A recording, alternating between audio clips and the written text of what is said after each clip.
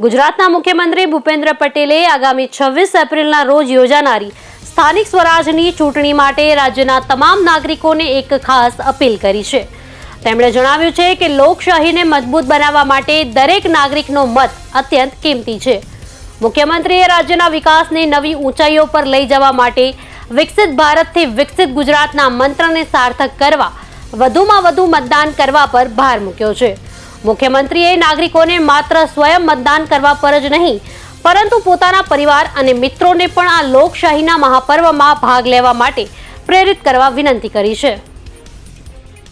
ગુજરાતના જાગૃત નાગરિક ભાઈઓ બહેનો સૌને મારા નમસ્કાર। આજે સૌને એક નમ્ર વિનંતી સાથે મહત્વપૂર્ણ સંદેશ આપવા હું ઉપસ્થિત થયો છું। આપણે સૌ જાણીએ છીએ કે તારીખ 26 એપ્રિલે રાજ્યમાં સ્થાનિક સ્વરાજ્યની સંસ્થાઓની ચૂંટણી યોજાઈ રહી છે। આ માત્ર એક ચૂંટણી નથી પરંતુ આપણા લોકતંત્રનો પવિત્ર ઉત્સવ છે। લોકશાહી પરંપરાના મતદાન એ અધિકાર સાથે નાગરિક તરીકેનું કર્તવ્ય પણ છે।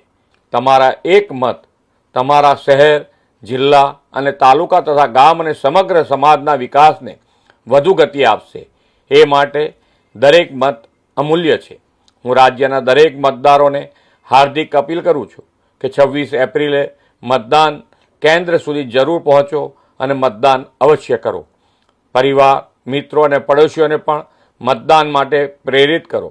100% મતદાનનો સંકલ્પ લઈને લોકશાહીને વધુ મજબૂત બનાવો।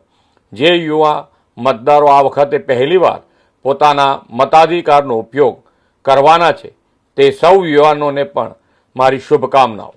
સૌ સાથે મળીને જનભાગીદારીથી વિકસિત ભારતથી વિકસિત ગુજરાતના નિર્માણ માટે આપણા પવિત્ર મતાધિકારનો અવશ્ય ઉપયોગ કરીએ। ચાલો 26 એપ્રિલે આપણે 100% મતદાન કરીને લોકશાહીના આ મહાપર્વને સફળ બનાવીએ। ભારત માતા કી જય, વંદે માતરમ, જય જય ગરવી ગુજરાત।